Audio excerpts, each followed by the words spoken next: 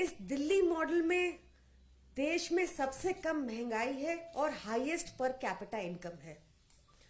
इस दिल्ली मॉडल में 200 यूनिट बिजली फ्री है और उसके ऊपर देश की सबसे सस्ती बिजली है। इस दिल्ली मॉडल में पिछले 10 साल में लगभग 30 फ्लाईओवर रेडी हो चुके हैं जो एस्टिमेटेड कॉस्ट के नीचे थे और 557 करोड़ की बचत हुई। दिल्ली मॉडल के तहत आज देश में one of the highest charging points और charging stations EV electric vehicles के लिए है। एक बहुत प्रोग्रेसिव इलेक्ट्रिक व्हीकल पॉलिसी है जिसके तहत 17% रजिस्ट्रेशन इलेक्ट्रिक व्हीकल्स का हुआ है जो देश में हाईएस्ट है। इस दिल्ली मॉडल के अंदर अब तक 1300 इलेक्ट्रिक बसेस दिल्ली में आ चुकी हैं जो डिसेबल्ड फ्रेंडली हैं, जो देश के किसी और हिस्से में नहीं। दिल्ली मॉडल की प्राइड हमारा हेल्थ और एजुकेशन मॉडल है। दिल्ली के लोग और दिल्ली की सरकार एजुकेशन को, शिक्षा को बहुत महत्व देते हैं। विद्याधन सर्वधन प्रधानम, शिक्षा ही सबसे सर्वश्रेष्ठ धन है। ऐसे ही हमारा इनफैक्ट दिल्ली मॉडल के लिए केंद्र सरकार का अपना थिंक टैंक नीति आयोग का कहना है कि दिल्ली के सरकारी स्कूल देश के टॉप 10 स्कूल्स में इसलिए हैं क्योंकि दिल्ली के एजुकेशन, गवर्नमेंट एजुकेशन सिस्टम में एक लैंडमार्क ट्रांसफॉर्मेशन देखा गया। ऐसी ही तारीफ हमने प्रणब मुखर्जी, स्वर्गीय ex president honourable Pranab Mukherjee ji से भी दिल्ली के सरकारी स्कूलों की सुनी थी। और जब first lady Melania Trump India I थी तो उनको भी दिल्ली के सरकारी स्कूल ही देखने को भेजा गया था। ऐसा ही हमारा हेल्थ मॉडल है जिसकी हर जगह तारीफ सुनने को मिलती है। ये बात अलग है कि आजकल भाजपा हमारे हेल्थ मॉडल को अटैक कर रही है क्योंकि यहां पर बहुत सारे लोग दिल्ली के बाहर के भी आते हैं और ज्यादातर उत्तर प्रदेश के भी आते हैं और वापस जाकर हमारे हेल्थ मॉडल की तारीफ करते हैं। तो ये डाइजेस्ट कैसे होगा, इसलिए उसको अटैक करने में लगे हुए हैं आजकल। हमारे हेल्थ मॉडल की आपको ध्यान होगा, यहां भी ये चिट्ठियां लगी हुई हैं कि कितनी तारीफ हुई कि ex UN secretary general late Kofi Annan ji या फिर एक्स चीफ यूएन बन की मून जी, दोनों ने ही बहुत तारीफ की थी। बन की मून जी ने तो यह भी कहा था कि प्रधानमंत्री मोदी को भी यही मॉडल को आगे लेके जाना चाहिए। दिल्ली दिल वालों की है।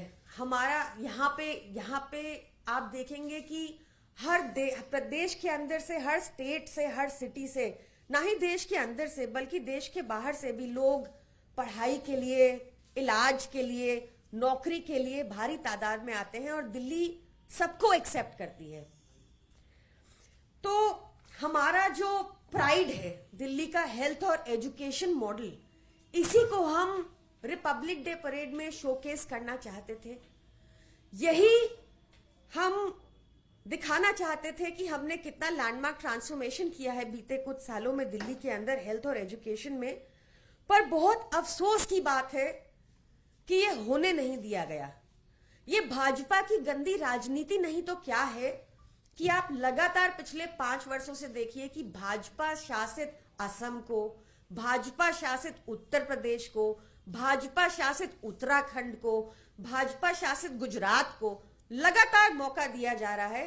पर इस बार भी पिछली बार की तरह दिल्ली और पंजाब दोनों को एक्सक्लूड किया गया है।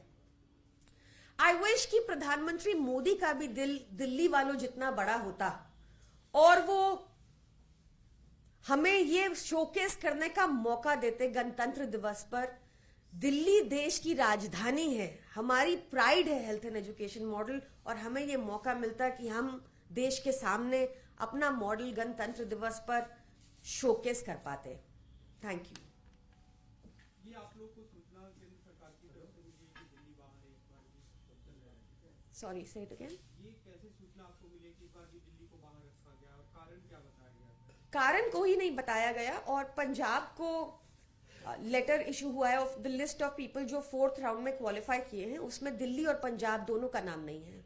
किस कारण से डिस्क्वालीफाई? कोई कारण नहीं दिया गया, राजनीति से प्रेरित कारण है साफ साफ, क्योंकि लगातार अगर भाजपा शासित राज्यों को मौका मिल रहा है तो दिल्ली सरकार को और पंजाब सरकार को 2 साल से ये मौका ना देने का मतलब सीधा हमारा मॉडल को शोकेस ना करने का ही रीजन है और कोई नहीं। मैम, एक सवाल ये है कि पहली बार ईडी की चार्जशीट में प्रियंका गांधी वाड्रा का नाम आया है। आपके नेताओं को भी ईडी, आप ये आरोप लगाते रहे कि ईडी निशाना बना रही है केंद्र के कहने पर। इस पर आपका कहना है कि प्रियंका गांधी का पहली बार ईडी में नाम आया है चार्जशीट? देखिए, मैं इस केस की डिटेल से अभी अवेयर नहीं हूं, मैं इसको पढ़ूंगी तब मैं इस पे कमेंट कर पाऊंगी। पर निश्चित तौर से विपक्ष पे जो कानून लागू हो रहा है ईडी का, वो है गिल्टी अंटिल प्रूवन इनोसेंट, और बाकी देश में लागू है innocent until proven guilty. Priyanka ma'am, Sam Pitroda Congress के प्रॉपर्टीज इंचार्ज हैं, कॉन्टिन्यूसली ईवीएम को लेकर बहुत सवाल उठा रहे हैं। एक फॉरम की रिपोर्ट का उन्होंने बार बार जिक्र किया है कि भाजपा जो दावा कर रही है कि 400 प्लस सीट्स आएंगी, वो तभी मुमकिन हो सकता है जब ईवीएम के साथ छेड़छाड़, अदरवाइज ये मुमकिन नहीं है। मैंने Endorse such comment? मैंने इस बयान को देखा नहीं है और आई थिंक जनता का जो भी फैसला होता है उसको मानना चाहिए। कोविड को लेकर क्या देंगे? कोविड को लेकर कल ही सौरभ भारद्वाज जी ने बताया कि जो वेरिएंट है वो बहुत माइल्ड वेरिएंट है जो आया है और इसमें घबराने की कोई जरूरत नहीं है। दिल्ली सरकार पूरी तरह से बेड्स को लेकर, पूरी तरह से मेडिसिन को लेकर पूरी तरह से तैयार है। Thank you. आज यहीं पे बाइट करेंगे।